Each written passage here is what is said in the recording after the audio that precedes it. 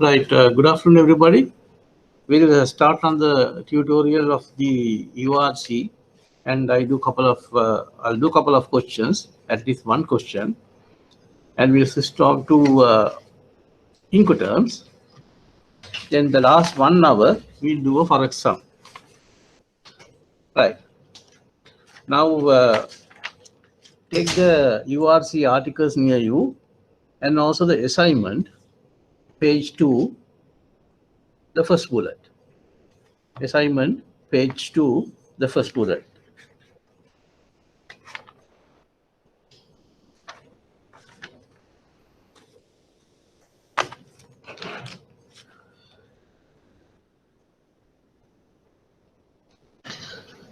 Right, I'm back. Now, read the question. That is the assignment number, page number 2, the first bullet, first question. Right, read with me. You are the head of import department of your department. The following issues have been referred to you for instructions. All documentary collections referred to below have been issued subject to URC 522. State with reasons what action your bank should take on these issues. First one, documentary collection drawn on 90 days DA was received by your bank from a bank overseas. As per the collection instructions, you read the documents on acceptance of the bill of exchange by the drawees.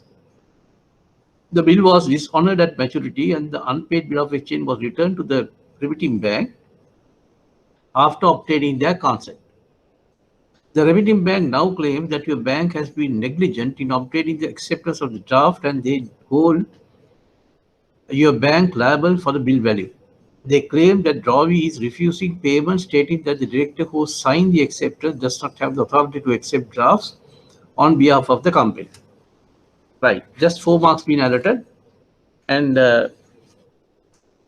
if you use common sense, what happens in the bank, then you won't be able to pull through. The reason why this question been put actually, normally when a customer, in this case, the capacity of the drawee, places its signature, you always try to verify the signature. Usually, it's a bank practice that whatever signature being placed, you verify. Verify the signature. Even the witness are verified. Even paying a check, when you are paying a check beforehand, you verify the signature, kind of thing that have been, inculcated in the bank's officials. And therefore, there's a tendency that when the signature be placed by the drawee on a financial instrument, and if that particular drawee signature is not an authorized signatory, there could be a threat that that the particular instrument might get invalid.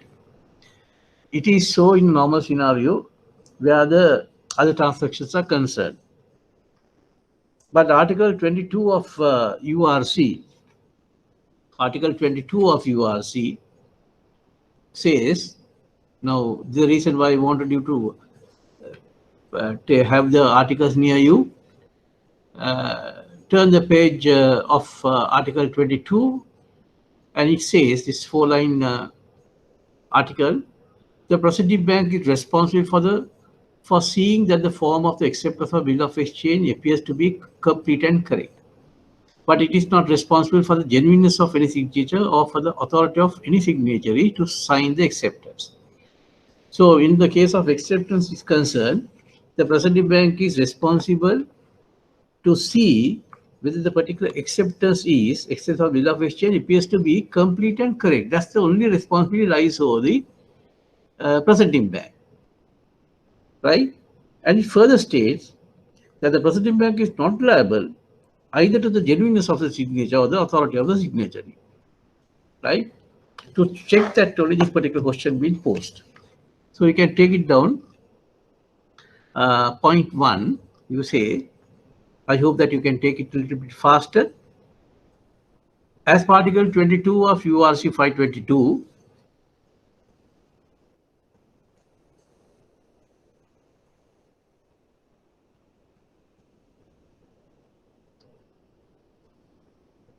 as per Article 22 of URC 522,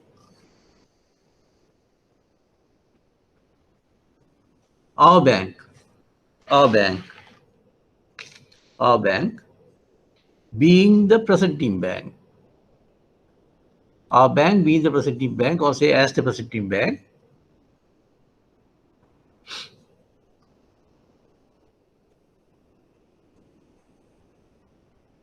is responsible, is responsible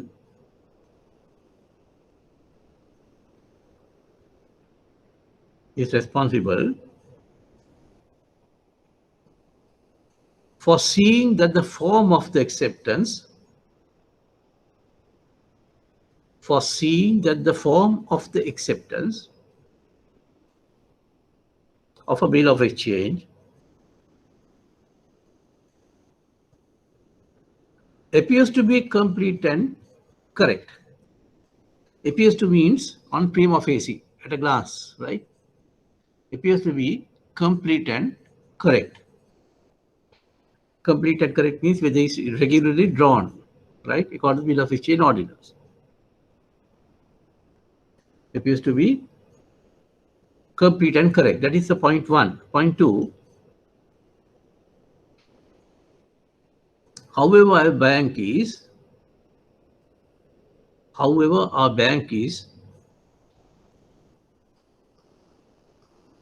not responsible, not responsible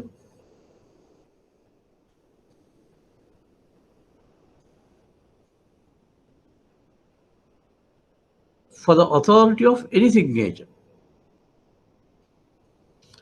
for the for the authority of any signatory, for the authority of any signatory to sign the acceptance, to sign the acceptance. Third point, therefore, our bank will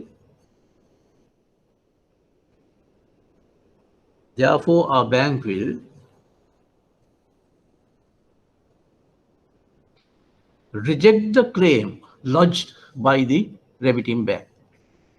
Therefore, our bank will reject the claim lodged by the remitting bank.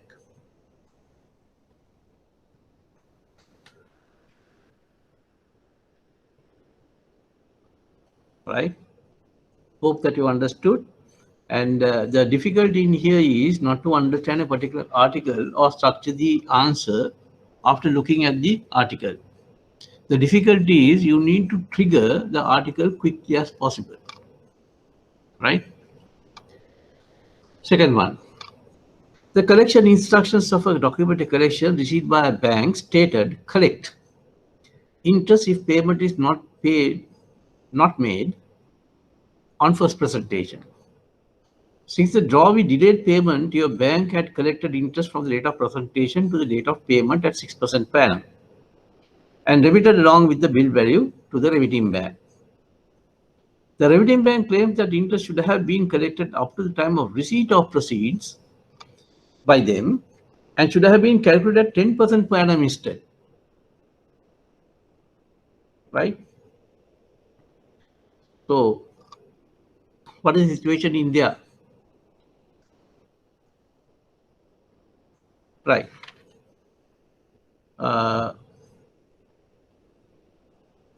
Can anybody figure out what it is and just put one point at least in the chat column? Then I will see that whether you have studied properly or not.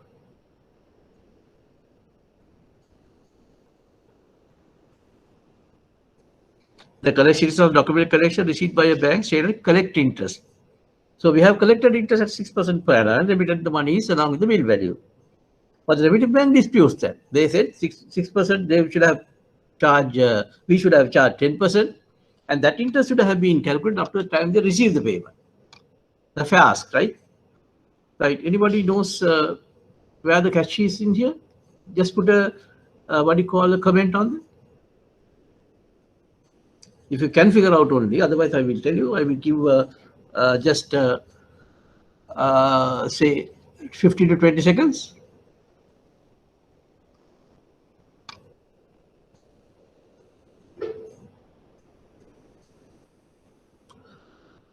Yeah, very good, Zubeda. You are referring to the article. Uh,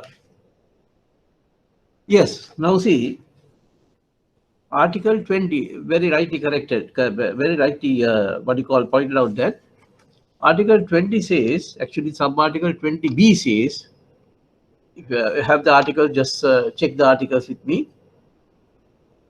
If the interest to be collected, the collection instructions should state the interest period, the rate of interest, and the base of calculation. Right? That's what the Article 20B says, right? 20B, B for Bertie. Where such interest to be collected, the collection instruction must specify the rate of interest period, and base of calculation. Right? It's a must. Right? And it doesn't say shall specify, it says must. And in here, they have not stated anything. Right. Now we'll start to the answer. Say, as per sub-article 20B of URC 522, I'm telling you again, you need not quote the articles or the sub-articles when you are structuring the answers at the exam. You just say as per URC. Right? The examiner will not expect you to quote the articles.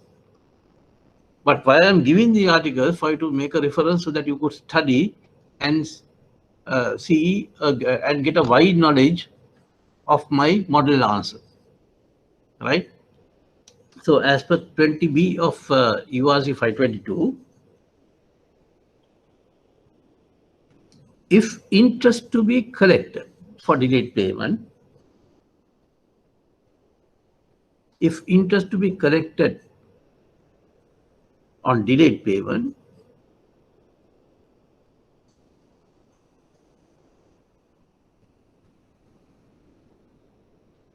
the collection instruction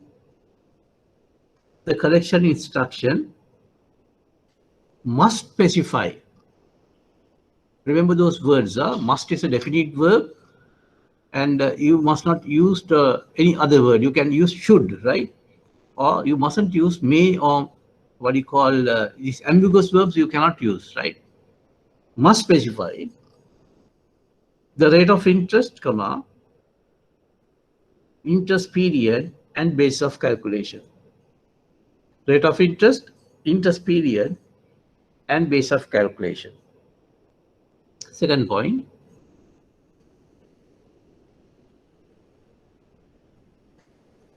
in absence of such information,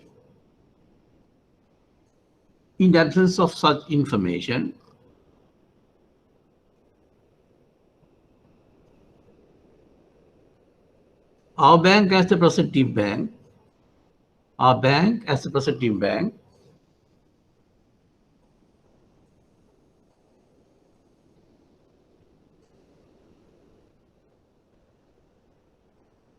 is not liable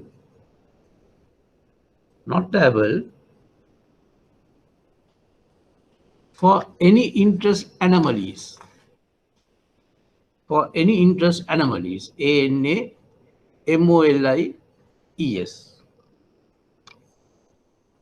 Anomalies means discrepancies, right? Anomalies.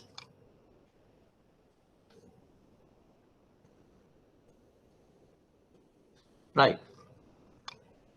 See, you study methodically. The articles are not difficult, right? But only thing you need to remember and trigger quickly as possible the content of the article, right? The collection instructions of the next question. The collection instructions of a documented collection, drawn on 60 days, DA terms. Received by your bank stated the name and address of a case of need without any further details. The bill was unpaid at maturity and your bank had drawn the attention of the drawee and the case of need requesting immediate settlement. The case of need informs, here the case of need is a noun, right? A person. The case of need informs your bank to extend the due date by another 30 days. Right? Now, Article 25 states about the case of need. Right. So we'll structure the answer. While taking down the answer, you try to figure out what it is, right? Say, as per Article 25 of URC 522, as per Article 25 of URC 522,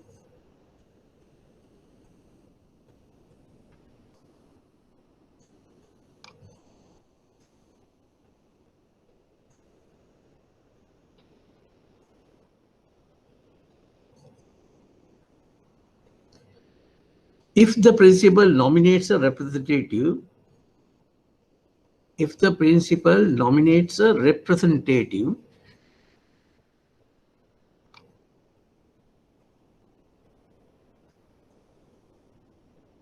to act as case of need,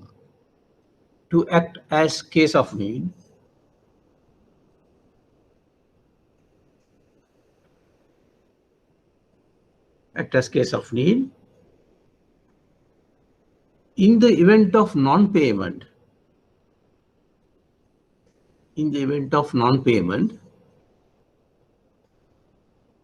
and or non-acceptance,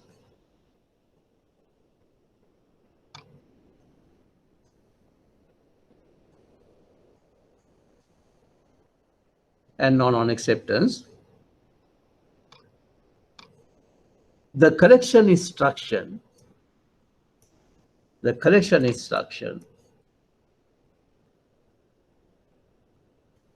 should clearly state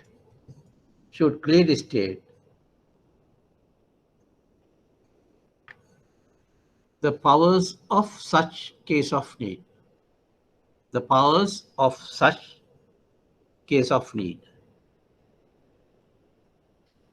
Now, the principal can appoint a representative. That particular representative is called the case of need in case of a non-payment or non-acceptance. So that could be specified in the collection instruction as so and so is acting as a case of need in case of a non-payment or non-acceptance. So usually when the presenting bank sees the drawee doesn't show up on due date, they will inform the drawee and remind of the due date, and also if there's a case of need being mentioned, they inform the case of need also as well. But what action after that the case of need could be taken has to be mentioned in the collection instructions itself. Just mentioning who is the case of need is not suffice. You have to mention the powers of the case of need. That's what the article says. Next point.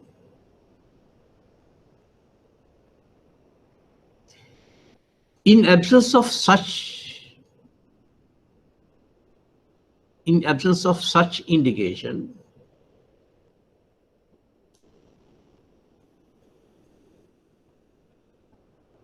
banks will not accept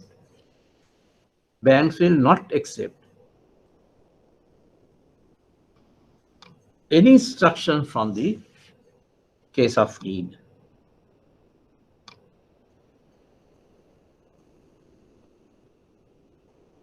Final point, therefore,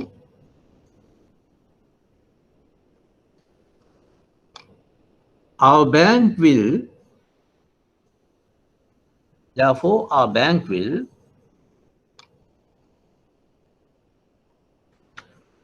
disregard the extension request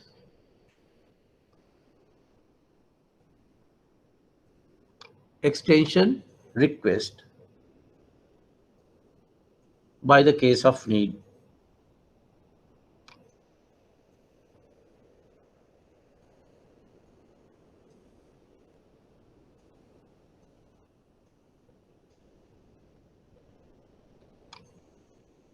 And notify the remitting bank.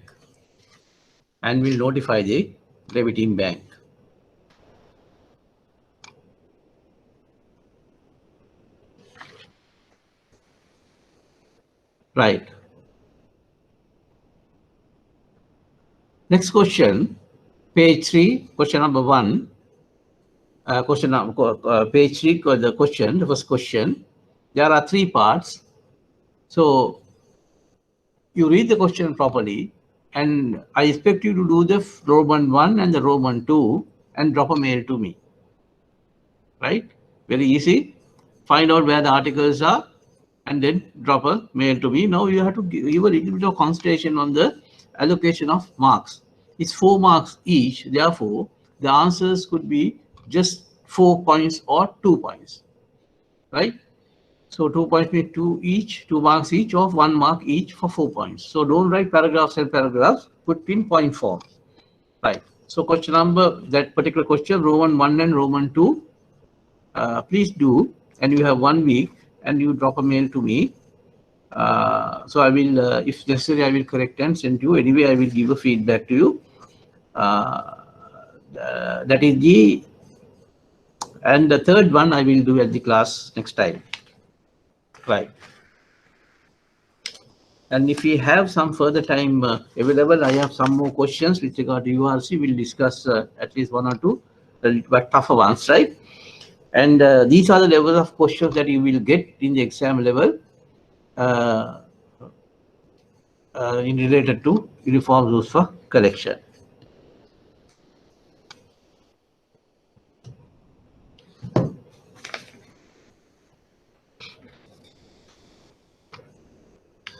Right. Now we'll do the Incoterms. I did the Incoterms, at least 1 Incoterm, the exworks I did, and FOB I just said in a nutshell. I will do the exworks once again. And you remember the, what do you call, the presentation that I submitted last time for Incoterms? You have a little bit of brush on that also as well. And so I'll give a little bit of briefing on the Incoterms. And if anybody have missed the Incoterm session, the last session, that could be refreshing. And I have given you a small exercise with regard to Incoterm. Now, this is good enough for an MCQ question. You get MCQ questions also as well, but not for a essay type question, right? So we have to do some more assignments to get ourselves groomed to tackle an Incoterm question, which is usually above average. What do you call, the strength of the question is slightly above average. So you need to study well and try to pull the Incoterm question somehow. Right. Now,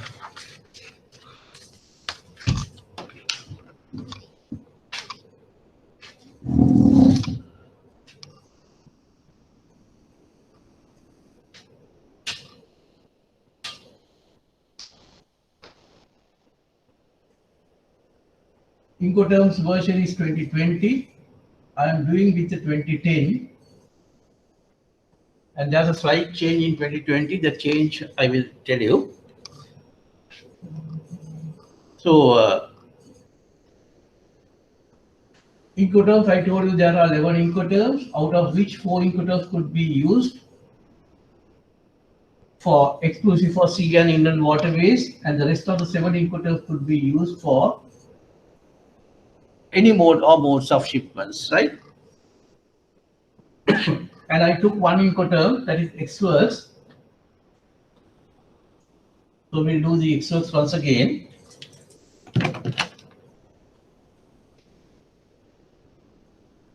Exworks, the seller is supposed to keep the goods, the finished goods, in exportable manner in his own premises or at a warehouse at a agreed place by the buyer, the seller, here the buyer. So he has kept the goods in here in a exworks, on an ex factory, on his own premises. So good being kept, and he has to notify the buyer. When he does that, delivery completes.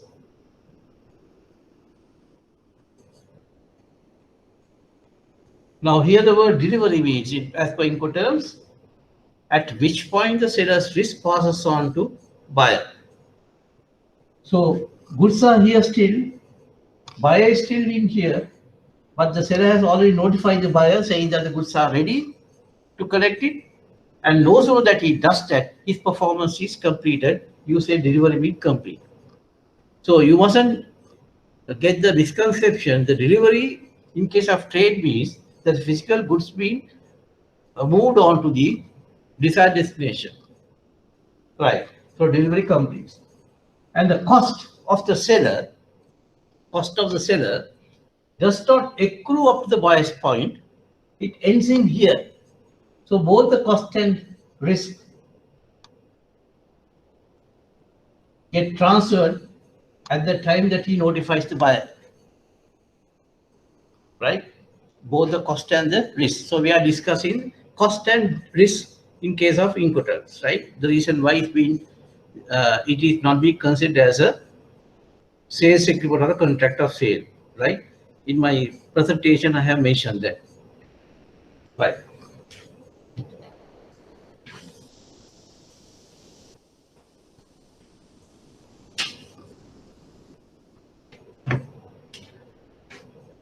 Now we'll take another Incoterm, free on board.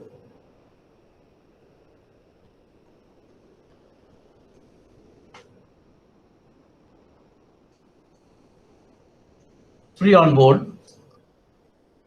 In this case, seller has to bring the goods. This is the ship, right?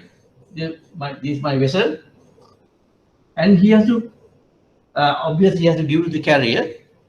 And the goods being placed on board the vessel. These are the goods. Once the goods being placed on board the vessel, the risk passes on to buyer.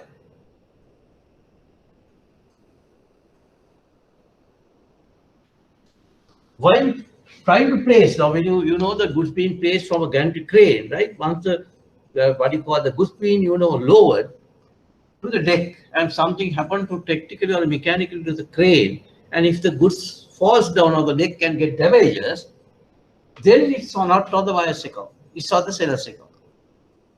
Once the goods being placed on board the vessel, and if something happens to the goods, high tidal wave or swaying or tilt toss because of that, if something happens to the goods, then it's on the buyer's account. So risk passes no sooner the goods being placed on board the vessel, right? So that's where the risk passes from seller to buyer in case of FOB. So this particular point is called, the other I mentioned, called the critical point. Critical point. So therefore, the critical point is on the deck, and the nose of the goods being placed on board the vessel. No point, but once the goods being placed on board the vessel like this, risk goes there, right? Risk passes on to buyer, right? And the cost does not get accrued up to the buyer because the seller's responsibility or the responsibilities of the seller is ceases no sooner the goods being placed on board the vessel. The cost and risk passes on when the goods be placed on board the vessel, and therefore in FOB also you find only one critical point. Right.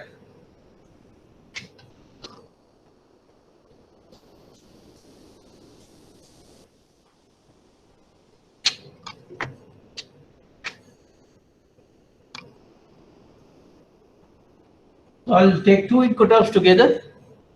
CFR and CIF, cost and freight, cost, insurance and freight. Right? Cost and freight, cost, insurance and freight. So when you say cost here, so that means there's a carriage cost. So the seller must contract for carriage. Seller must contract for carriage. And therefore, so we'll see how it works. Like the FOB, now this is the vessel, and when the goods being placed on board the vessel, like the FOB, risk passes on to buyer. Risk passes on to buyer. But since there's a carriage contract of carriage, cost it accrues up to the buyer's point. In other words, to the point of the port of destination. So the cost goes up to this place. So risk passes in here when the goods being placed on board the vessel, and the cost get accrues up to the buyer's, not up the buyer's doorstep, up to the port of destination. Since the risk and cost get transferred at two different places, you call that you note that in CFR or in CIF for that matter have two critical points. Two critical points. One more thing, in case of FOB, that is very worthy to note.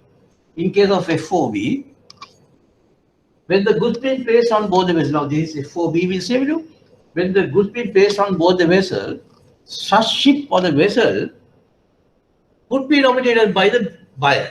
Buyer has the entitlement or right to nominate the vessel, right? In case of FOB.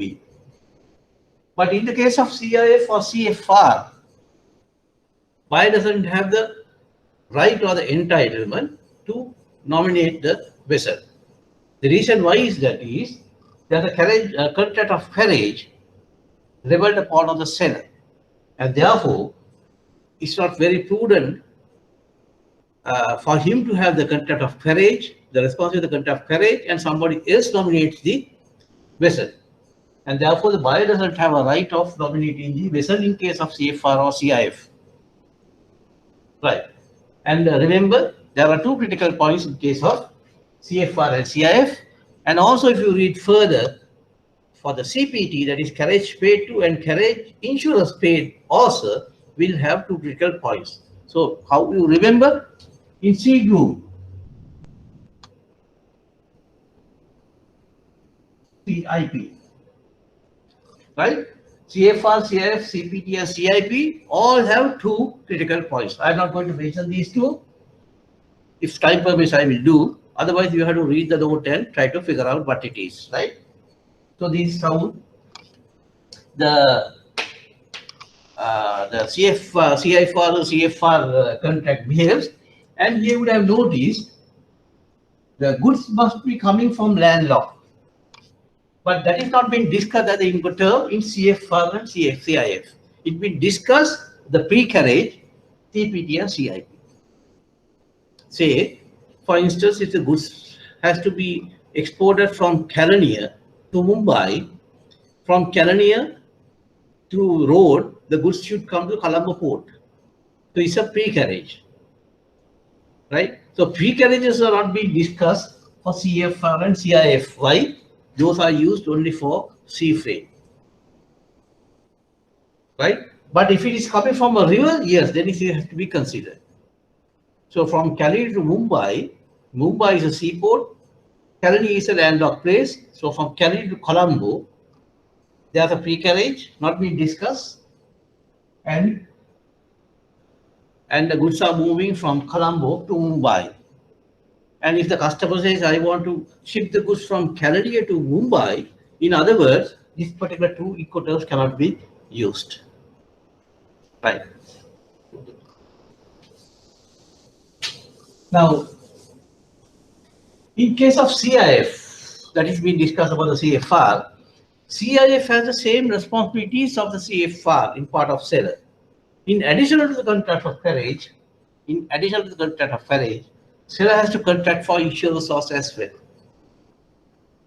Right? Seller has to cover the insurance loss as well on behalf of the buyer. That is why this particular letter I stands for. So there are two Incoterms. There are only two Incoterms where the seller has to contract for insurance. Right? CIF and CIP. Remember, you need not by heart because of the letter I here. I stand for insurance.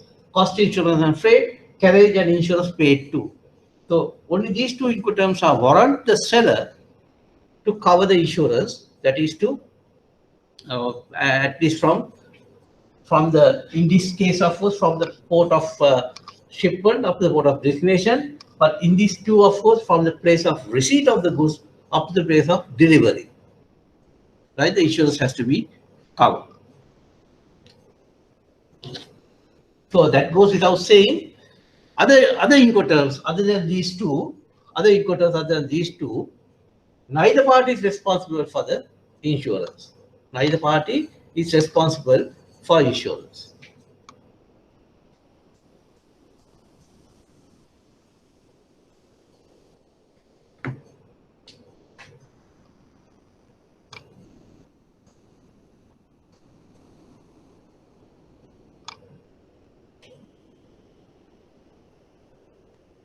That depend DDU delivered at terminal according to a 2010 version, that very likely will get tested on 2010 version, but if be tested on the 2020 version, the DAT be replaced by DPU, delivered, place, unloaded, delivered at terminal, delivered at place, delivered, duty,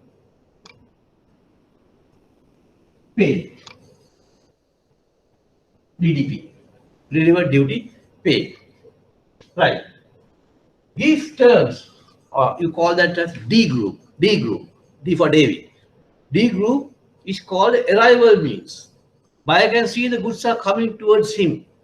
So his responsibilities towards the seller getting minimized when it comes from X works to DDP.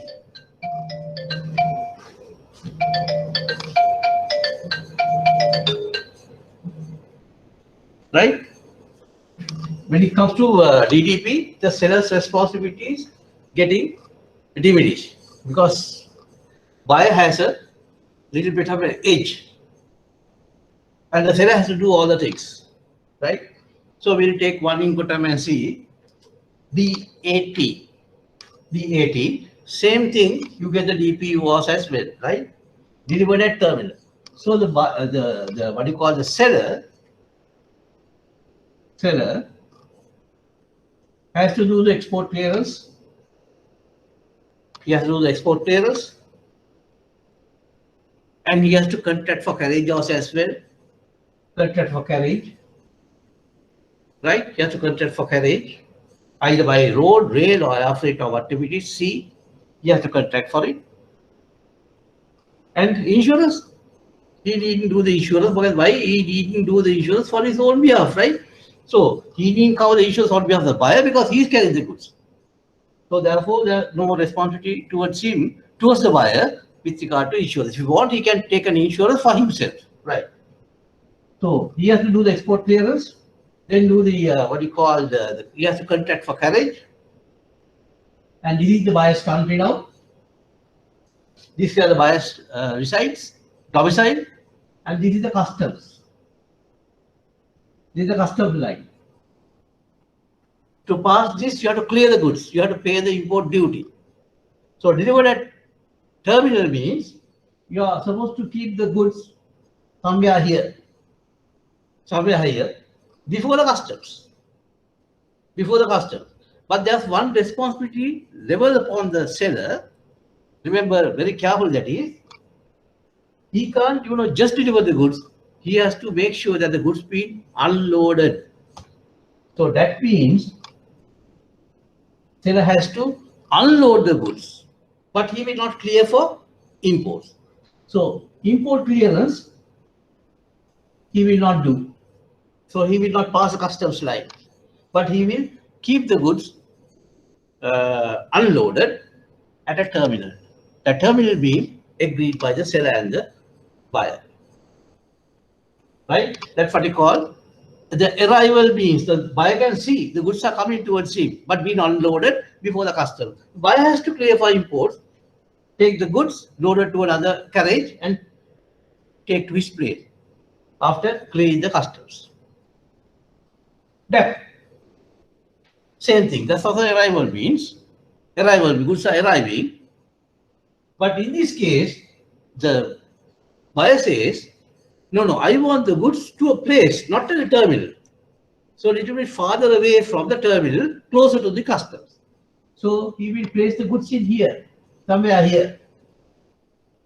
right? Somewhere here, but not passing the customs line. And goods not being unloaded, but kept it for ready for unloading. So remember those words. The examiner will hunt for those words and try to assist him for you to get a mark. Right? So here the goods being kept ready for unloading. I hope that you have taken down quickly. Ready for unloading. Where the goods being kept? At a place, agreed place. Does he clear the imports? No. Does he clear the exports? Yes. Does he contract for carriage? Yes. Right? Does he have to cover the insurance on behalf of the buyer? No. He will not pay the import duty as well. He will not unload the goods source as well, but he will place the goods at a agreed place, delivered at place, ready for unloading. Ready for unloading. DDP. Now you can take the literal meaning of this. Delivered, duty, paid. So in that particular Incoterm, seller does sweet nothing, like the ex works of the seller. Buyer does nothing here.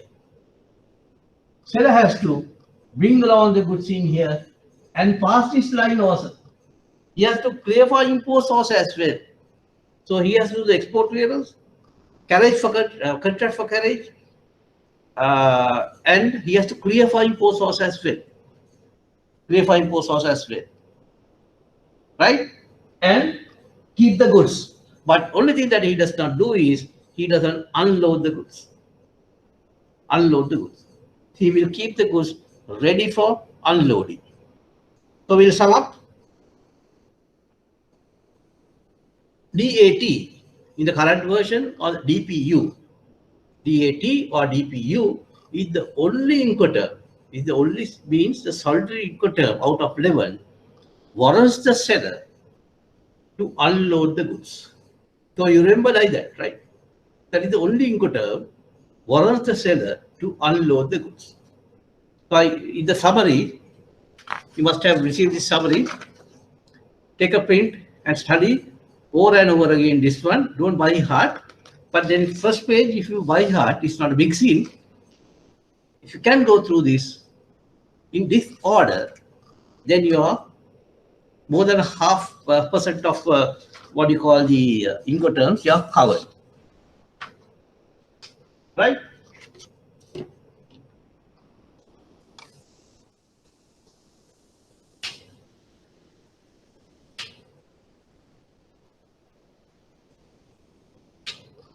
Right. So I'm going to give a little bit of not a clue, but at least a little bit of a hint of how to understand the article and what to study, because I have given a huge booklet and don't touch the book except for those things that I'm going to tell you. So it will be very easy. And this page, I hope that you can see properly. This page, the summary that I gave is just a concise form, right? After doing the exercise that I'm going to tell you, then you can go through this, right? And I have given a very good grid on the last page. You can go through that also as well. And I will rush quickly. How do you read this? See the first box. Would you accept to bear all costs and risks from within the surprise warehouse? Here, the you means the buyer. You means the buyer. Would you explain means will the buyer accept, right? Y denotes yes and N denotes N. Then you can navigate and see how the responsibility and the risk get passes on the descending order, from X works up to DDP, right? Now, every Incoterm, referring to the major Incoterm in the articles, every Incoterm has seller's responsibilities and the buyer's responsibilities. So seller's responsibilities are given from A1 to A10. And the buyer's responsibilities towards the seller is from sellers to buyer, the buyers from seller, no buyers involved here. Given from B1 to B10. Now every Incoterm has A1 to A10, that is 10 articles, and B1 to B10, 10 articles and 20 articles. Then you get 11 Incoterm, 11 into 20, I don't know how much it is. But I know that's a bit of a huge cumbersome thing for you to study and by heart. So therefore, I will give the important things, but the questions will be triggered. But you need to read all the particular articles that I am giving you in all Incoterms. Right? After doing that, you can go to the summary. Right. Remember this. Read A3 in all Incoterms. A3 in all Incoterms. A3 gives two variables, contract of carriage, contract of insurance. So you can have an idea what Incoterm borrows the seller to contract for insurance. That of course you know. What Incoterm has the seller make a compulsion to contract for carriage.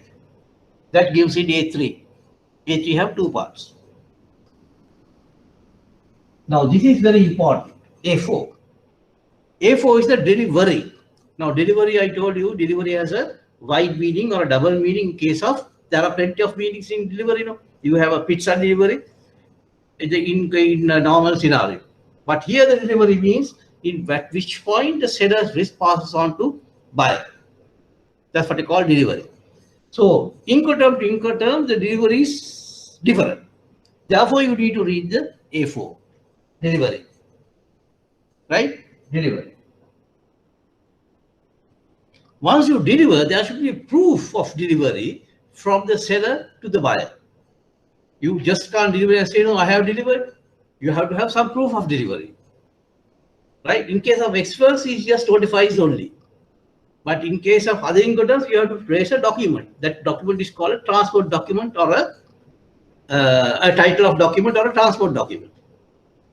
So that denotes where in A8. A8. So you need to read A3, A4, A8 in all Incoterms. Right. In the process, there could be allocation of cost because of the carriage. Because of the carriage, there could be allocation of cost where the seller is incurred. That has been passed on to buyer later. That denotes in A6. Now, this is not a very, very important article that you will do it ancillary, but unfortunately, there had been questions based on A6 source as well. When you read A6, it's no big harm of having a glance on B6 source as well. Allocation of cost from seller to buyer, allocation of cost from buyer to seller. Same numeric. Right? A3 contract of carriage and contract of insurance from seller to buyer. B3 you get the contract of carriage and the contract of insurance. So I am asking you to read only A3, A4, A8, A6, right? And B6 also. That's all I want you all to read. So out of 20, if you know these four elements, you can tackle any question and reach 13 to 14 marks. Right? Reach 13 to 14 marks. So it's not a big task. A3, A4, A8 and A6. Right? Can I have a comment on that? Seeing that you have noted that properly, at least one or two people. Make a quick yes. Right. Thank you, Gerald. Padmanathan, Pradeep, thank you. Chamila, Nagleswaran, Abhishek, Patum, Johan, yes, thank you. Sumedh once again. Okay. Right. So it's not a big thing, right? So one more thing I need to tell you, students. I would have been very firm if you all were in person. I would have said this. URC, UCP Incoterms, URC, UCP Incoterms, URR guarantees. Those are handouts, yes, but they are extracted from the publications. Extracted from the publications. So therefore, you keep it carefully. Don't share, right? Because to take extracts from the publications of such, I have taken permission from the ICC, right? So therefore, don't circulate that. Keep it separate from the assignments and handouts, right?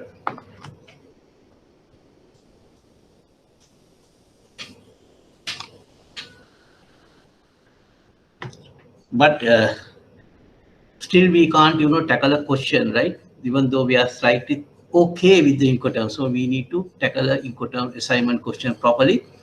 That next Sunday we will do that. Now we'll try to what do you call try this exercise Incoterm, right? I want you all to do this, and you give me a feeder.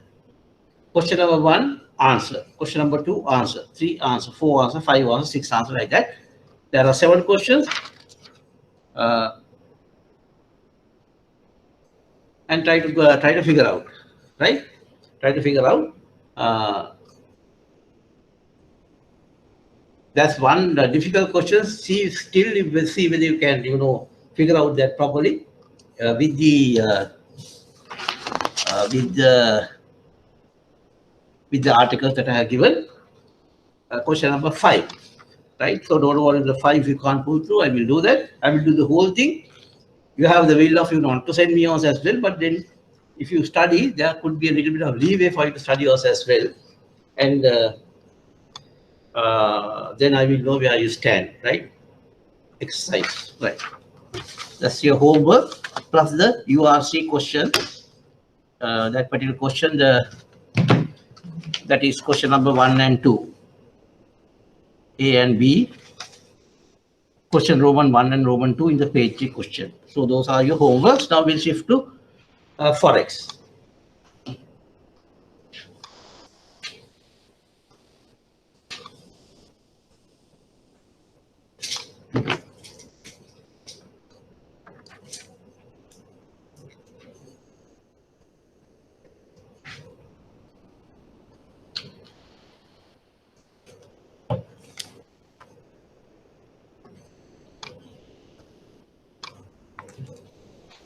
Right. Now I want you all to make a quick nudge to me. Anybody who has joined the class today and missed the Forex session completely? At least show me. Or shall I presume that everybody were here?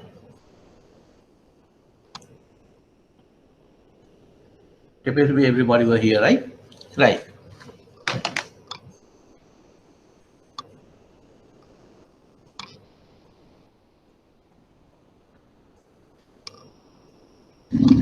Anybody who do not understand the way that I was arriving at the answer of the Forex assignment question number 1 up to now, if you have not understood, then I can, rush again, or else I can, tackle the second export shipment.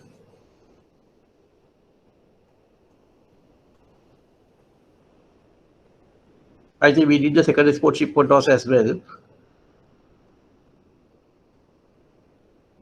So I'll do the second export shipment once again. Right. Now read the first paragraph. I'm talking to Forex assignment 1. Question number 1. What do you call the paragraph 1?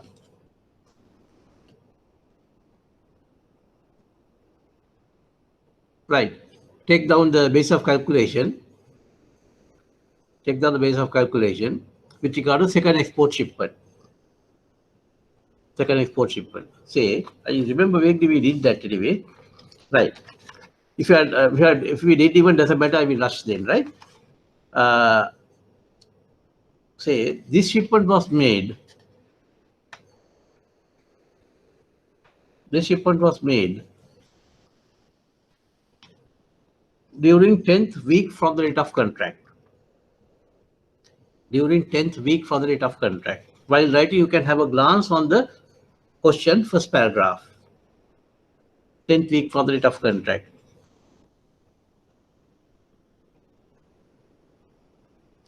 Proceeds will receive 2 weeks from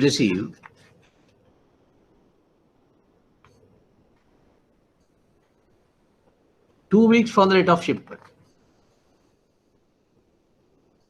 2 weeks from the date of shipment.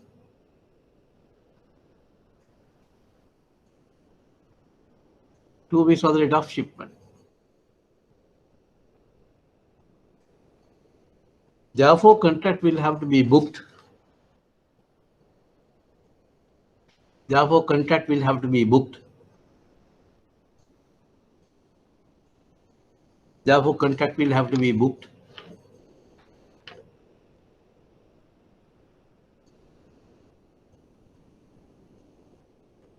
"12 weeks from the date of contract." 12 weeks from the date of contract.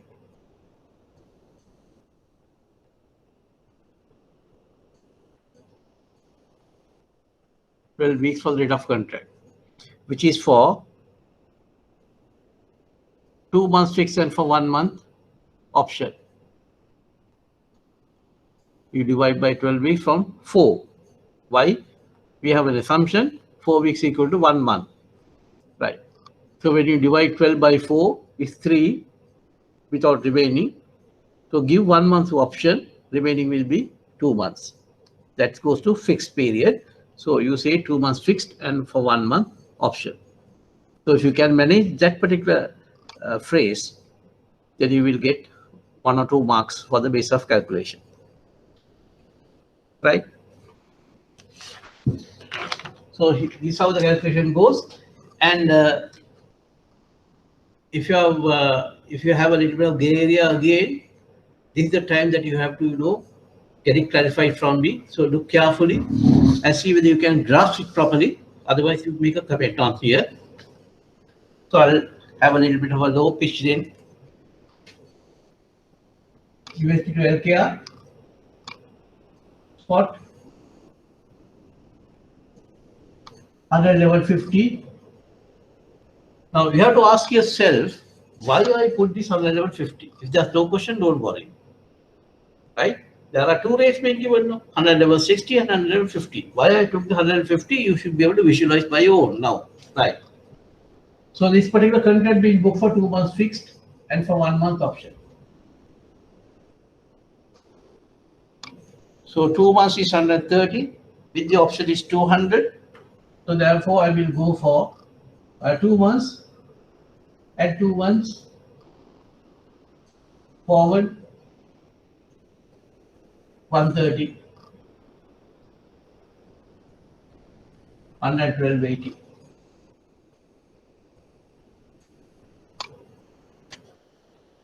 UR to USD spot equal to 1.4120 less 3 months forward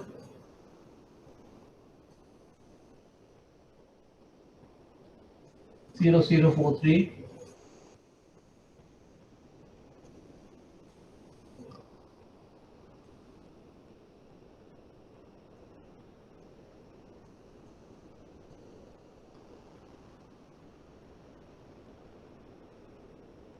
Therefore, UR to LKR is equivalent to 1.4077 into 112.80. Given the answer in the question, we'll see whether it's correct.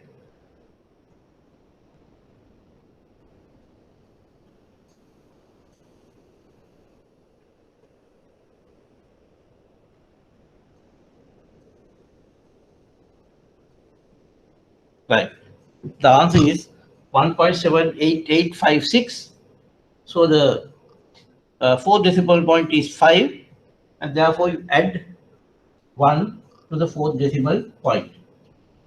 So that means 158.7886. So after that you say, therefore, the amount that John Limited will receive, therefore the amount that John Limited will receive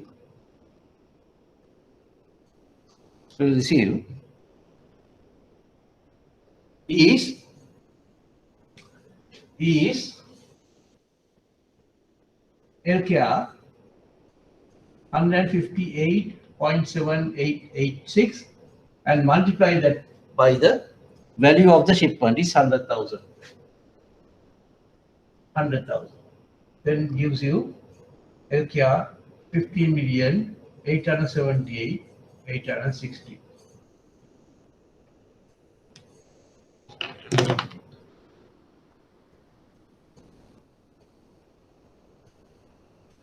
Understood? Right. Now we'll go for the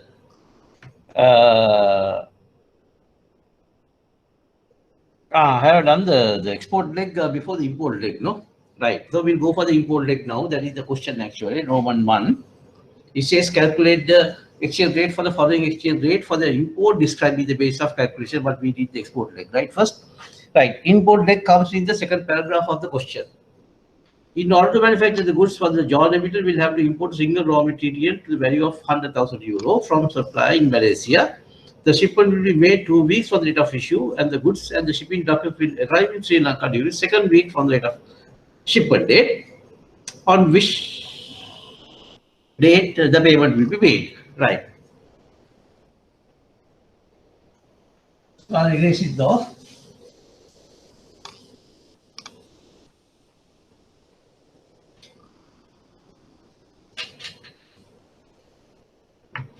So shipment will be made 2 weeks from the date of shipment. 2 weeks from the date of shipment, LCB issued.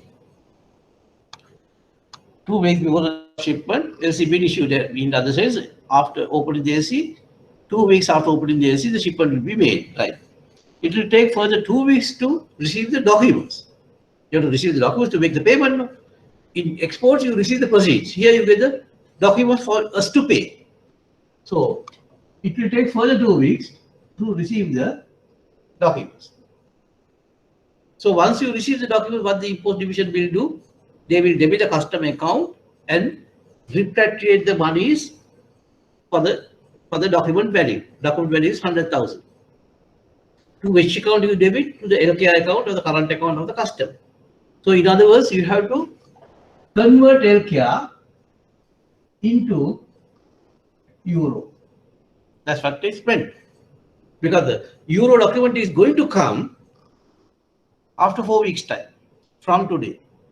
After 4 weeks' time, when the documents are coming, the exchange rate is getting what you call because of the rupees getting divided, exchange rate is going high. Customer comes today and say, here, look, after 4 weeks' time, I'm going to get means the bank is going to get a document for value 100,000 euros. For 100,000 euros. Right? And therefore, please book forward exchange for me. So, LKR to euro, that's hard any market. LKR to euro, hard any market. You can't convert LKR to euro without converting to dollar first. So, it has to convert into dollar and we convert back from dollars to euro. So, we'll take this as the first leg and this as the second leg. So, we write the first leg. LKR has to convert into dollars. And the second leg, USD has to reconvert into LKR. That's how you USD has to convert into euro. That's how you convert LKR into UR. So we'll give a what you call some kind of a value for this statement. In the first leg, how do you see this? Dollar being sold for LKR. Dollar being sold for LKR. You debit customer's account in dollars and sell for dollars. You debit the customer account in LKR and sell for dollars. Right? So the position of the dollar is a sale here. Sale. In the second, what you do? You sell euro for dollars. After that, what you sold, you buy again and sell euros. So the position of the euro, position of the dollar in here is a purchase.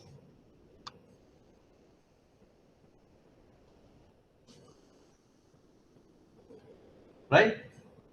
Now, USD to LKR is a direct code. It's a direct code. A direct code, you always sell high. That's your fundamentals, right? In a direct code, you always sell high.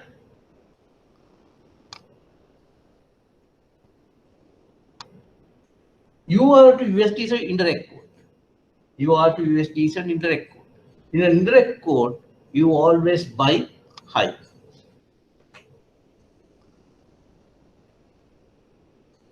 Right? So therefore, for the import leg, when you consider these two grids, which denotes again UR to USD and USD to LKR, you are going to quote the highest rate because of this logic.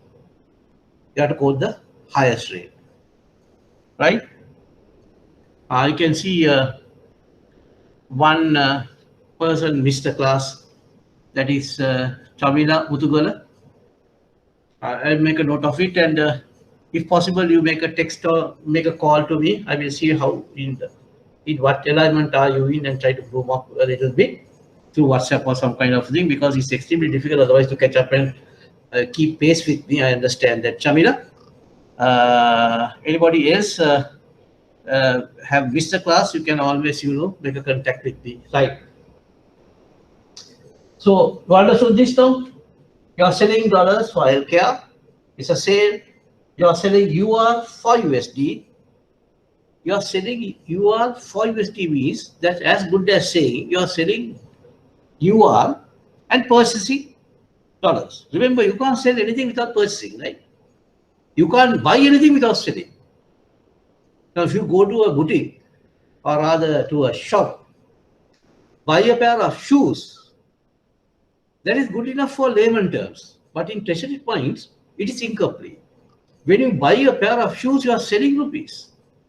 So you sell rupees and buying a pair of shoes, right? So you can't sell independently without buying, vice versa, right? So again, you are selling dollars for LKR. The position of the dollar is a sale here. You are selling UR for US dollars. So position of the dollars in here is a purchase. This is a direct code. In a direct code, you always sell high. This is a direct code. In a direct code, you always buy high. So therefore, in case of an import leg, you always try to quote the highest possible rate. So remember, students, your primary objective has to be, in case of export leg, to quote the least possible rate. But in the case of an import leg, always the highest rate. Right.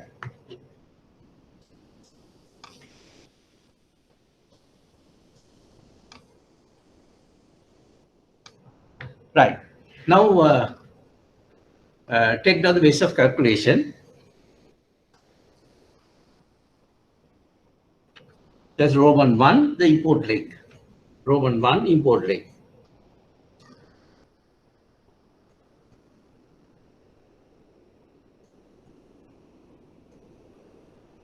For the importation of raw materials,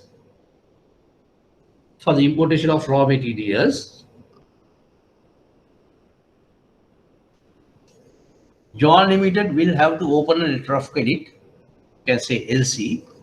John Limited will have to open an LC,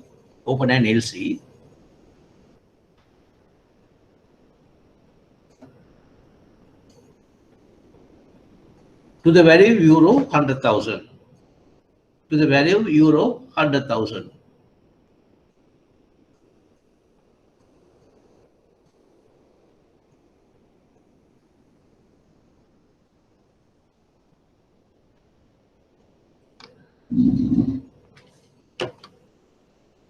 This LC will have to be open.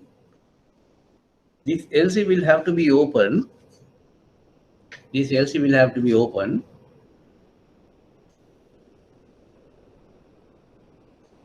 2 weeks prior to the shipment date.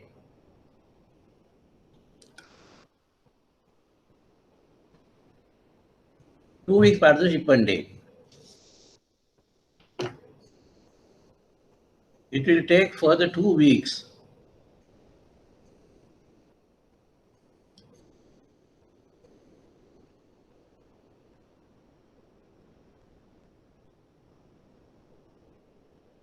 It will take further 2 weeks from the shipment date to receive the documents. To receive the documents. Now, who is receiving the documents? By the bank, huh? By the bank. Therefore, contract will have to be booked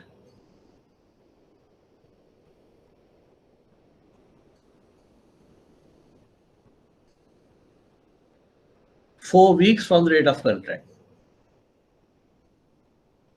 4 weeks from the date of contract.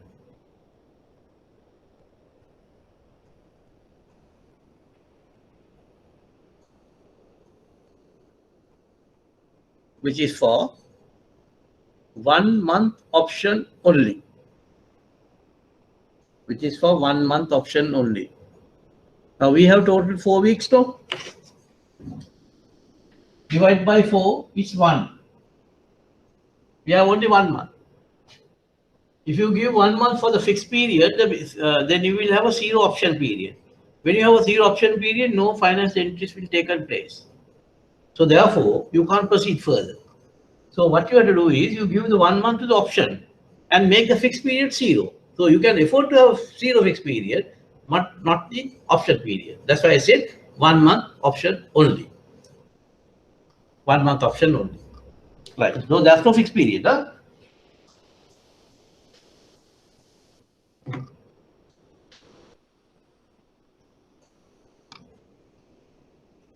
Right. USD healthcare. What? 100 level 60. Now you know why I'm taking 100 level 60. Right. Now I have 1 month option. Look at the grid now. 1 month option. 1 month option means I can go for the spot or 1 month. Because option no. I can exercise the option or refrain from exercising. But I can go for the spot.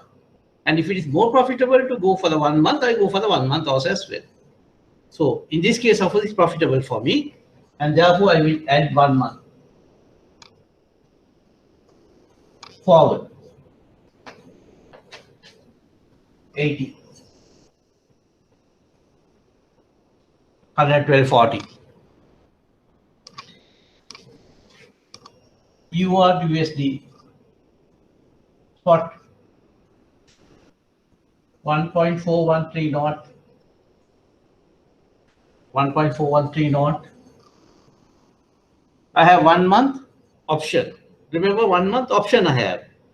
So if I take the option period 1 month, if I consider 130, I have to subtract. If you subtract what happened, I will tend to quote a rate below the spot rate.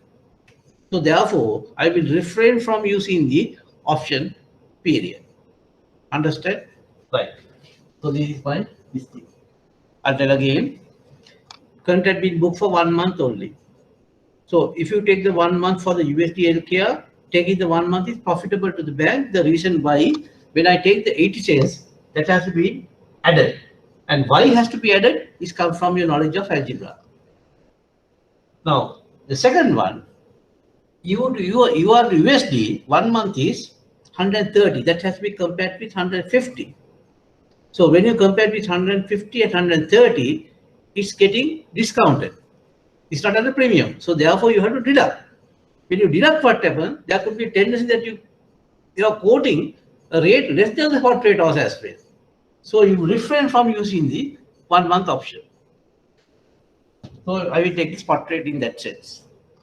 Therefore, UR to LKR is equivalent to 1.4131 multiplied by 112.40.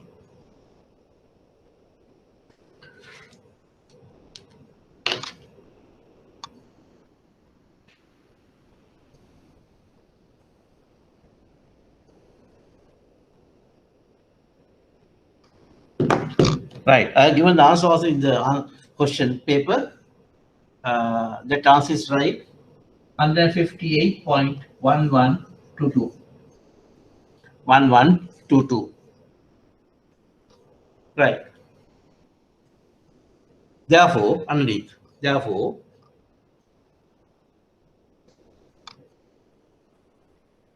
amount that John Limited will have to pay amount that John Limited will have to pay. Obviously for the import leg, right? You started with the import leg, no? We'll have to pay for the import, right? We'll have to pay is equal to LKR 158.1122 multiplied by the value of the shipment. Value of the shipment is 100,000. So multiply this by 100,000. That will give further equal to LKR 50,811,220. 100,000 gives 5 zeros, and this is a 4 decimal figure. Add a zero and separate the figures.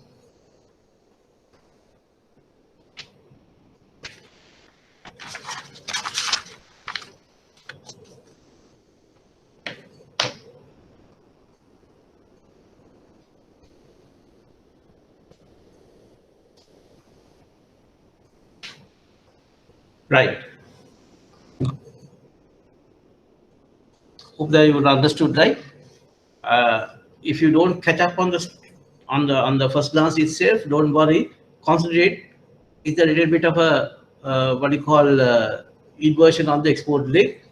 Just concentrate and try to visualize it how it has happened, and don't come for your own conclusions, because some to some it varies, right? So get the correct method of understanding.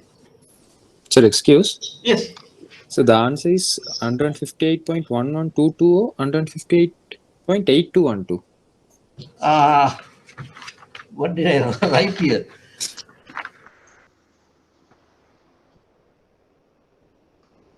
8212. No, it's 8212. No, I think the scriptance is wrong in there. Right? Have a double check on that. Thank you for what you call highlighting that. Check other sources and see whether it's 158.8212. That's the figure that I got it in the calculator also as well, but I wrote looking at the question paper and given us 115.1122. Have a double check on that. Right.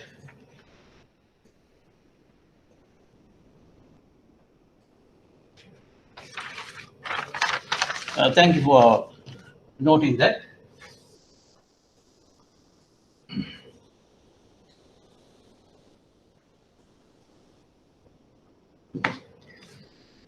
Now,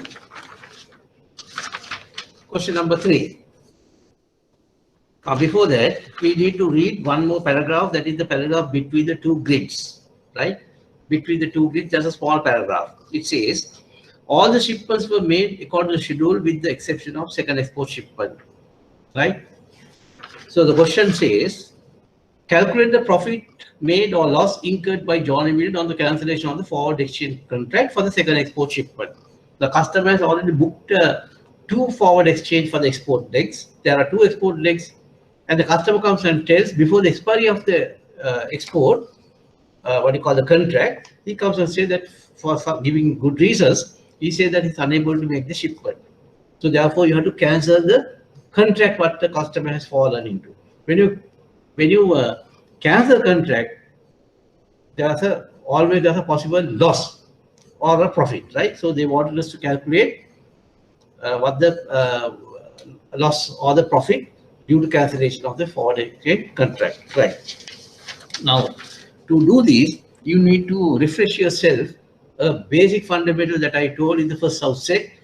Can you remember this scenario that I was discussing? $1 purchase, $1 purchase for 1 month against LKR. Can you remember that scenario? $1 purchase for 1 month against LKR. What we did in there? We borrowed dollars. We borrowed dollars.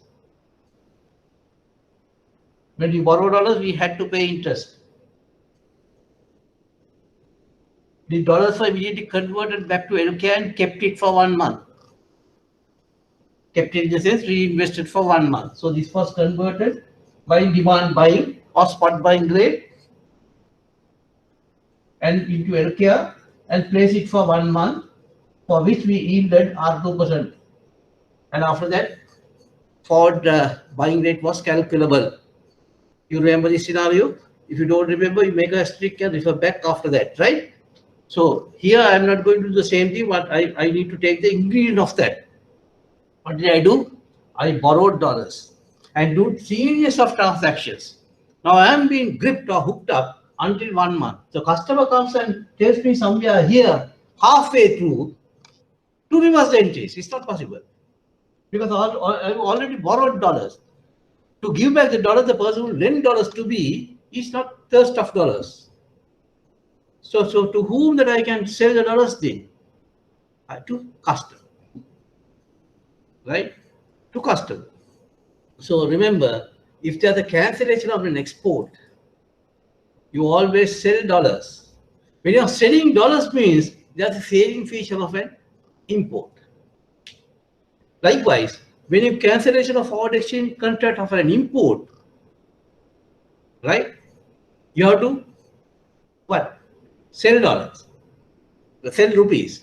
When you sell rupees, what happens? Borrows rupees and sell dollars. Then what happens? You are making an export, right? So here you borrow dollars first. The borrowed dollars has to be sold in case of export. In case of an import, you borrowed rupees. Rupees have to give back to the customer. When you give rupees, it's an export, right? So for you to understand properly, I will give a small example. Take the balance of trade account.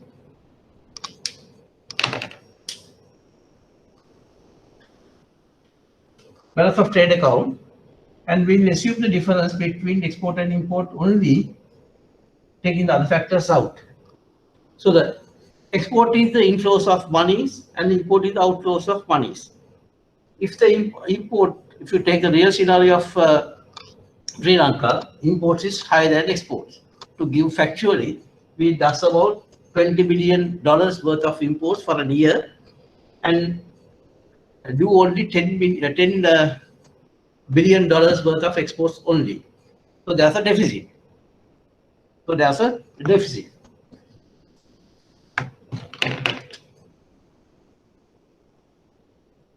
So I will denote this deficit as a minus figure. Now, we'll assume that there are 4 exports. 1, 2, 3, 4. 4 exports. And here you have 1, 2, 3, 4 imports. Right? Now see, we'll take the figure wise, we have 4 billion worth of exports, and we'll say for the calculate purposes, we'll say 2 billion worth of imports, and we'll take a plus figure here. It's not deficit, it's a plus now because the inflows of monies are higher than the outflows of monies. Now, if I cancel an export, 1 being each an export, if I cancel, this becomes 3. Then the balance deteriorates from 2 to 1. So looking at this picture, this is as good as the imports have gone. So cancelling of export as good as of a salient feature of an import. Vice versa. Cancellation of an import, when you curtail imports, actually you don't export, but you are giving the picture as if that you are exporting. You are encouraging export. Right? Same thing in case of forex cancellation also. In the forex, when you book forward exchange for the export, initially you borrowed dollars. So before the expiry, when the customer comes and tell you to cancel, these borrowed dollars has to give back. In a sense, you have to sell. To whom that you can sell possibly is only the customer. So you sell the customer. Not only that, I forgot to tell. When you sell the customer as a quantitative measure, you make sure that you sell at the highest possible rate. So the cancellation of an export, it gives an illusion of an import, right?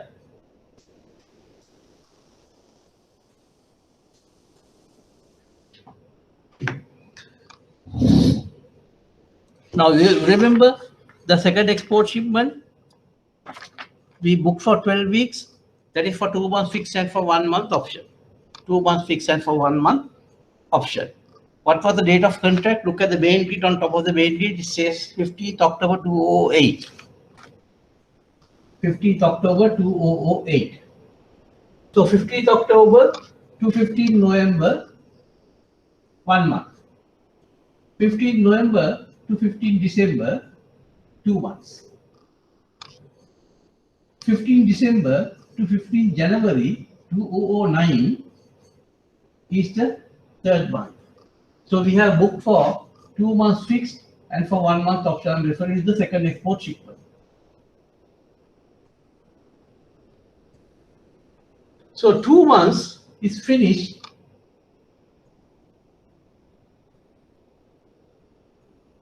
on 15th of December. So that means it's the fixed period. So 15 December onwards, the option period starts and ends on the 15th of January following year. So third month means the option, 2 months fixed and 1 month option. Right? We understood up to that point, so we'll pen on that. Right. Say cancellation. Cancellation. You have to remember that we are cancelling on the second export shipment. The sub says only the second export shipment, right?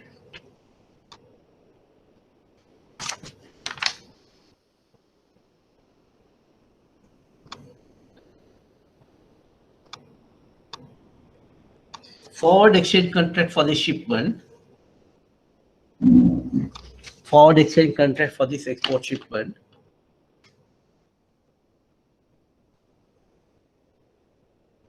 Forward exchange contract for this export shipment.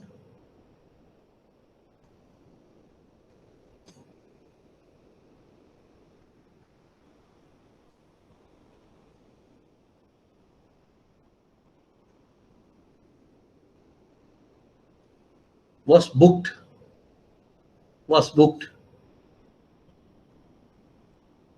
Any other students who have missed the treasury sum initial stages other than Chamila Mutugala? Please note it here. Right. Forward exchange contract for this export shipment was booked for 2 months fixed and for 1 month. For 2 months fixed and for 1 month.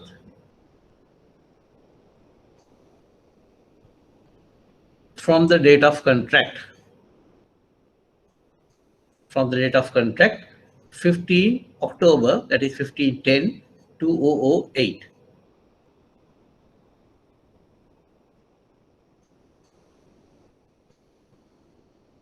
The fixed period ends.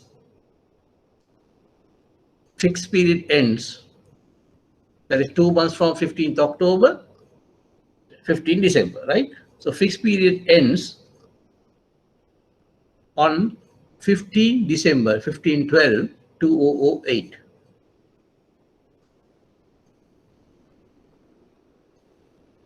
Now look at the baggy board now.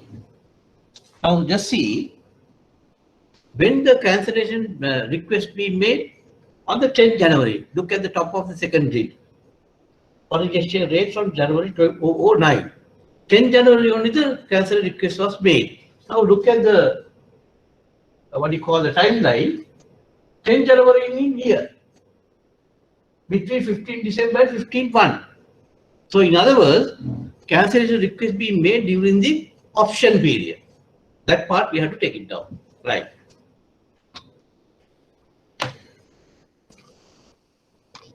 Since the cancellation request being made,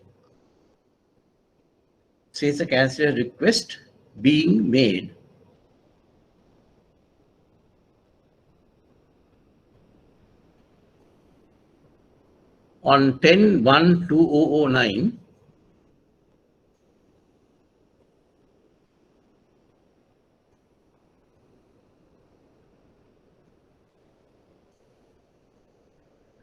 which is during the option period,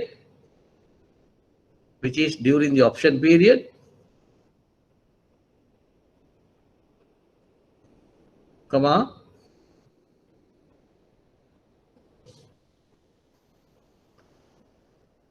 profit and or loss.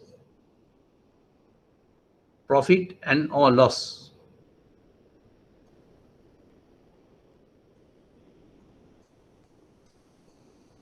Due to cancellation of forward exchange contract.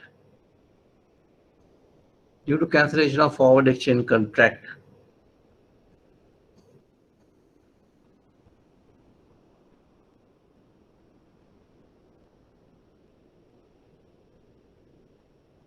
Will have to be calculated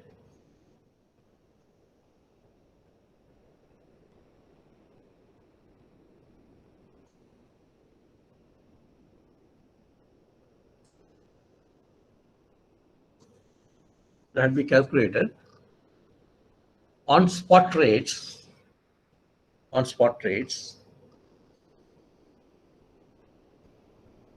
at the prevailing date of cancellation. At the prevailing date of cancellation. So there's one ingredient that you have to take into your mind thoroughly. If the cancellation occurs during the option period, you have to consider the spot rates, right? If it happened, the calculation has to be done taking the spot rates, right?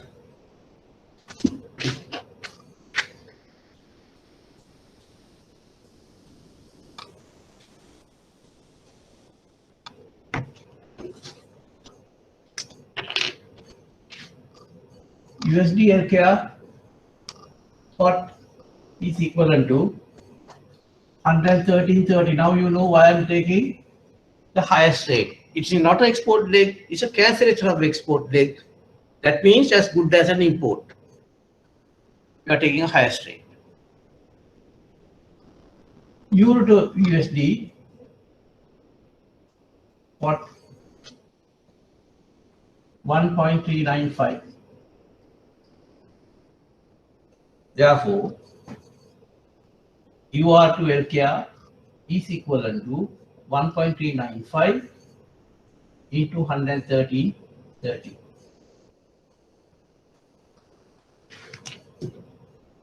Right, calculate and see whether you are getting the answer. Earlier one of there was a typographical error.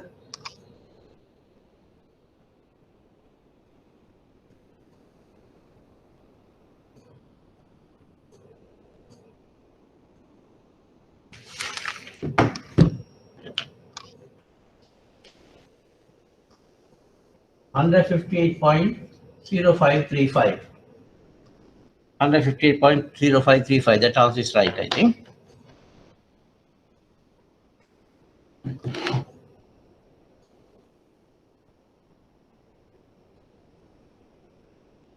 Right.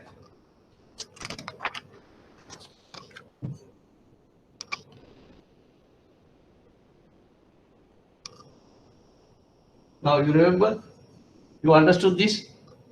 Now they have given the 1 month forward rate also as well. Just to hoodwink you all, you have to take the spot rate Y. The cancellation has occurred during the option period. If you take the if the cancellation happened during the option period, you take only the spot rates, not 1 month forward rate, right? Only the option. What do you call the spot rate? So respective spot rates are 395 and 113.30. So product of that will give you the cancellation per rate. That is how much of rupees per UR, right? The question is they are asking the profit and or loss. Now see, can you remember what is the amount per rate that the customer booked forward exchange for the second export shipment? I of course have the answer now. It's just check, have a double check on that. Second export shipment, we had arrived at a rate of 158.7886. With the UR to LKR rate. This is the one that we multiplied by the shipment and got the amount that the John Limited will receive. Now this was the rate. That is, if everything goes smooth and as expected, if the shipment being made, customer would have got 158.7886. Now because the cancellation, customer has to give back 158.535 to the bank. That means the bank is selling. Right? Customer has to give back means bank is selling. Right. So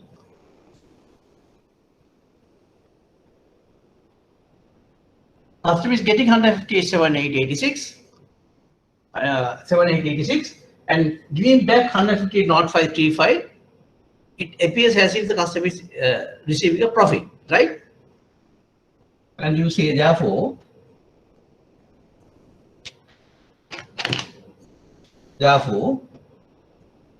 profit due to cancellation of forward exchange contract is equivalent to profit due to cancellation of forward exchange contract is equivalent to 158.7886. I hope that you can see the board. 158.7886. This is the rate being booked for the second export shipment.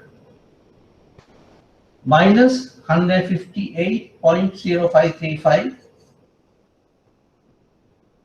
Multiplied by the value of the shipment, which is 100,000.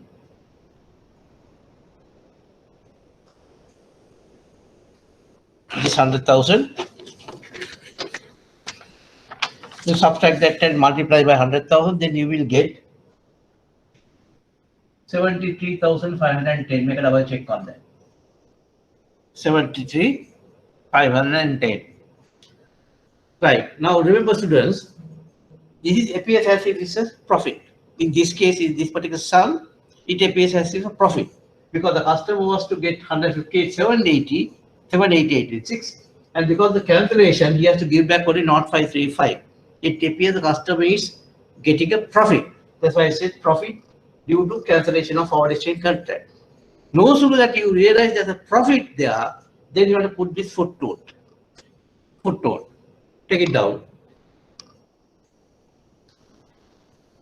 As per CBSL regulation, Central Bank of Sri Lanka, as per CBSL regulation, CBSL stands for Central Bank of Sri Lanka. You didn't write that, you can write CBSL in capital characters. As per CBSL regulation, profit, any profit, sorry, delete the word any profit, profit if any,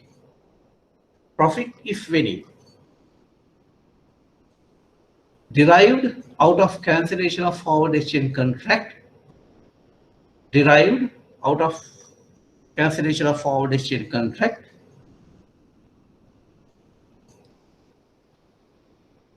will not pass on to the customer.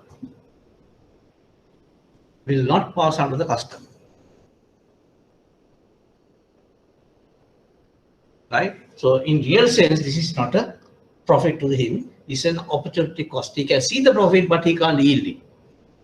Right? Because that's a central bank regulation. Otherwise, the customer will book forward exchange now and cancellation, do the cancellation in the second minute and keep booking again, and he can, make a billion out of it. Right? So you can't gamble like that. So therefore, any profit that you will see that is derived out of a cancellation of a forward exchange contract, that cannot be passed on to the customer. So that footnote has to be in there. We get track 1 additional mark 5. Right.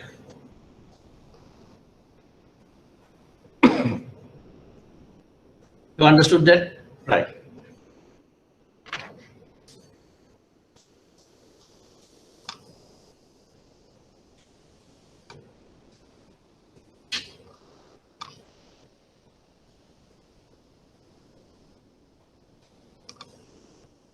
Now the question comes into your mind, what happens if the forward exchange contract cancels during the fixed period? That we will do later. I'll choose a sum and we'll do later. Those are the two instances where the cancellation could happen, either during the option period or during the in the fixed period. Last month is the fixed period, right? So that part we'll do it on next Sunday, right? Now there's another extended question here. An ideal conditions Forward premium discount between the two currencies reflects the interest differential between the two countries. It's a doctrine, or rather it's a saying, right? In ideal conditions, that condition we'll never see, right? The ideal condition, the forward premium discount between the two currencies reflects the inter differential. Obviously, inter differential is the key factor of premium or discount, right? Can you remember the formula? Spot into 1 plus interest on counter over 1 plus interest on base. So only variable there is the interest rate factor, right? They want us to prove that. Explain this statement using an example for GBP and USD. Assume that 6% interest rates for GBP and USD are 2 and 4% given respectively, and the spot rate for that matter for USD and GBP is 1.5. Right. We'll make a rush on that and see. No, it appears it's a bit of a difficult thing, but the same thing that we learn through fundamentals, right? And remember this saying, an ideal conditions of the forward premium discount between two currencies reflects the interest differential between the two currencies. Right.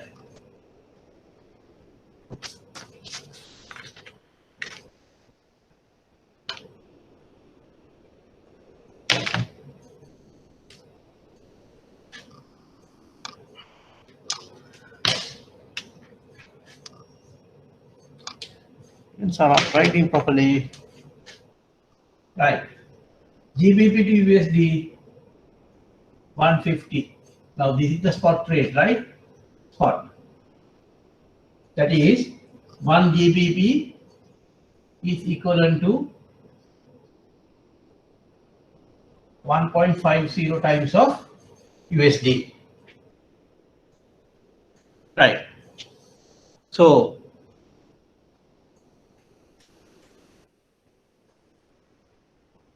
right. And to calculate easily by mentally, I will multiply both sides by 100. 100 GBP is equivalent to US dollar 150. Now it's easy for me, right? Let's cast mentally now.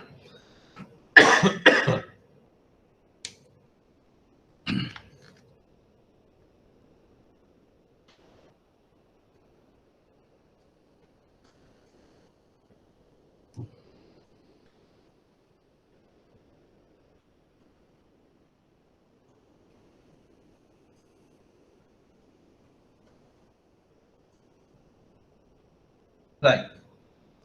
You deposit 100 GBP at the rate of 2% per annum.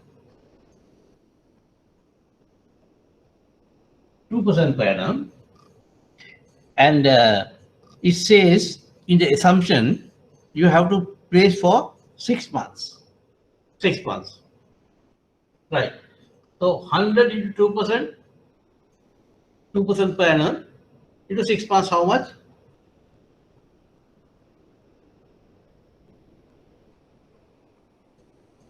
Is 1, right? 1. So that means capital plus interest will be 101. Right? Place the 150 at the rate of 4% per annum, but for 6 months. It's for 6 months.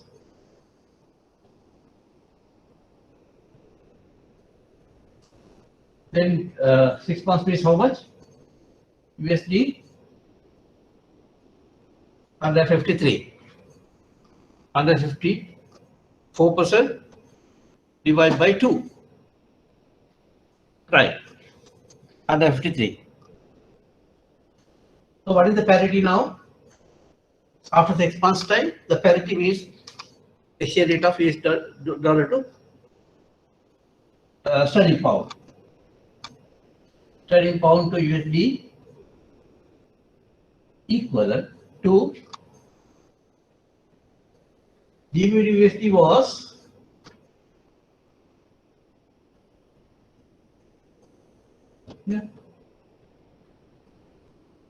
GBP to USD was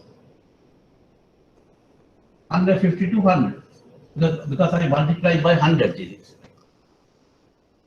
So GBP 150 has become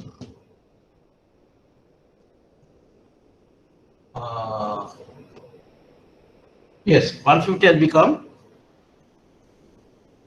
153, 153, and USD has become 101, right? GBP to USD is 150, 100 means the denominator 150 became 153, and the denominator 100, that is 100 GBP, became 101. That's what I said, right? 101. This will be equivalent to divide 153 divided by 101. I will get just check on it 1.5148. 1.5148. Right. So up to this point, you take it down. Took it down. If not, take it down within a couple of seconds.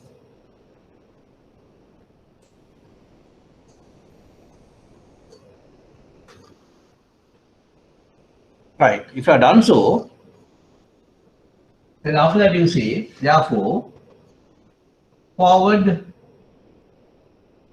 premium is equivalent to 1.5148 minus spot rate is 150. You subtract the spot rate from the forward rate, then you get the premium or discount. If it's a positive figure, it's a premium.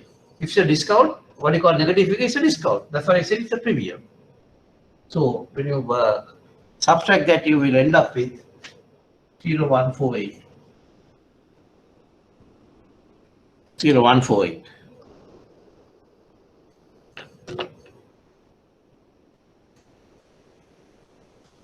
Right? You can have a double check on this. This is one way, or the knowledge that you have with regard to, if I use in here, can you see? Right. Premium is equivalent to spot 1 plus interest on counter over 1 plus interest on base. Interest on base, that's a forward rate.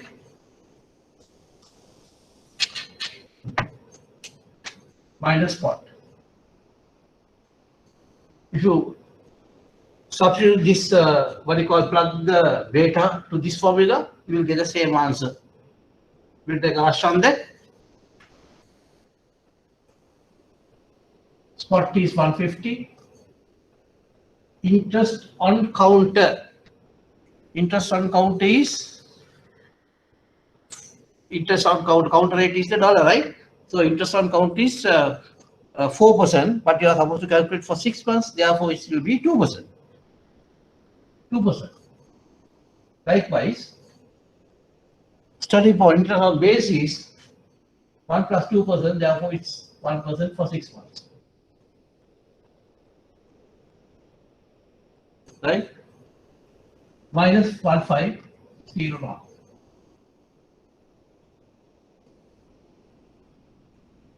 So here, I'll erase this part.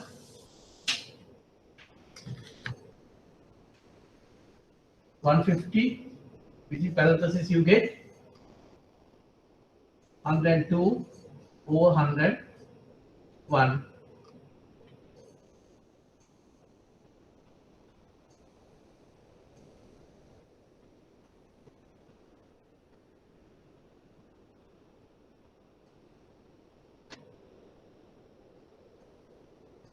Right.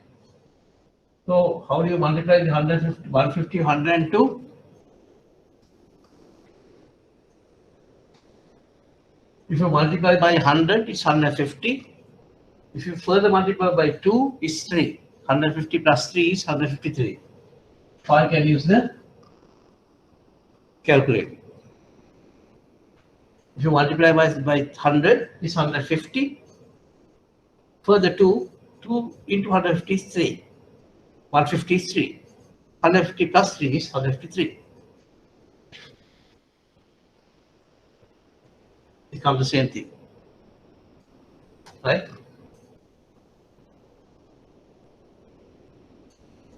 Right.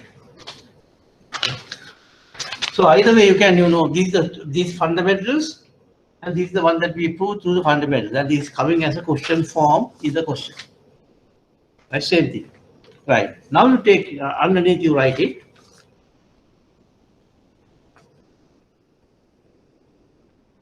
In an ideal condition, actually, there is some, I took it from a textbook. In an ideal conditions, no? In an ideal conditions, whether GBP is invested, that's what we did, no? We invested GBP first. Yeah. Yeah. Under GBP, we invested, or you can invest straight away 150, right? GBP invested. Right. Whether GBP is invested or it is converted to USD. This is what happened here. Or if it is converted to USD and invested and reinvested. I'll tell again, in an ideal conditions, whether GBP is invested or it is converted to USD and invested. Whether GBP is invested or it is converted to USD and invested and reinvested at maturity. At reinvested at maturity, will give the same yield. Will give the same yield.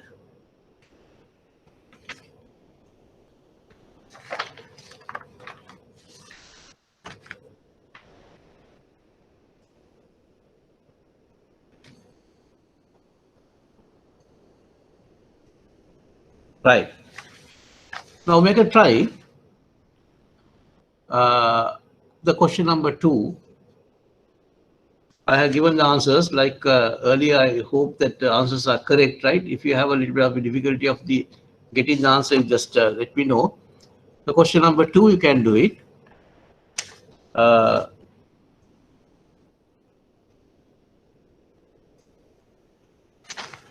Yes, question number 2, 3, 4, the whole tutorial you can do it.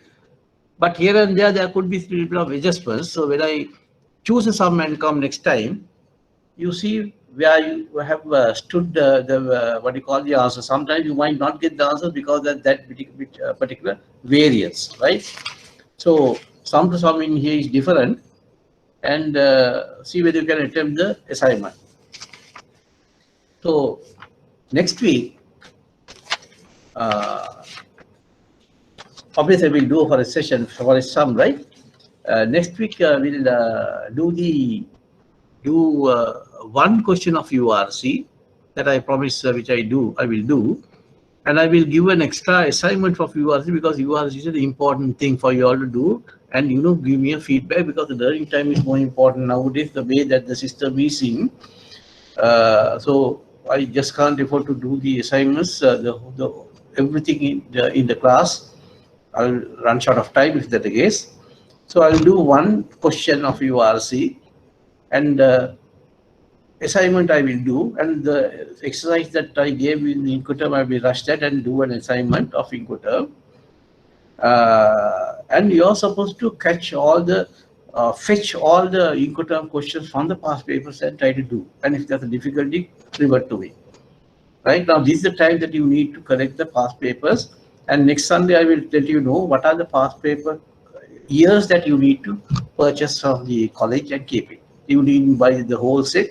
I will select and give. I need to do some homework on that. But of course, I will tell you what the years or the semester past paper that you need to have. That is with regard to URC. And and also I will start with a new session. That's again like the for exam revolving facilities next Sunday. Revolving facilities, right? I won't be able to finish it off, but I will start that so that it will be paid for me to do the sums after that. So that if the two sums are right of yours, very right, they have to be very right, and with a little bit of a lip on the UR, what do you call the Eucoterm, and if you can attempt the URC question, you will get closer to a very pass. Right. Uh, so I will see you next Sunday then. And do the what do you call this assignment and come. I will give you more assignments with regard to forex. Right. So you do the question number 2, and if you can do an attempt and get the answers, it's all right. But I prefer that if you can, send me across so that I could, these all matters not to get the answer. Once you get the answer, you will get 1 mark, but you need to get the 20 marks somehow. So I will see whether I can see whether there are any errors you are doing so that I can, align you properly. Right? That's for the next week of homework of yours. So have a good week uh, and if there's any questions with regard to, for example, you can just tell me now. And again, I'm telling you, I have the, what do you call the page still. It's Chamila Nilika, right? Nilika Mutugala. You are supposed to, it's good if you can call me so that I could, get your knowledge levels and see what best I could do to you through WhatsApp and get the pace to the rest of the students with regard to you, with regard to forex, of course. Right. If there's no more questions, we'll wind up then, and have a nice, good week.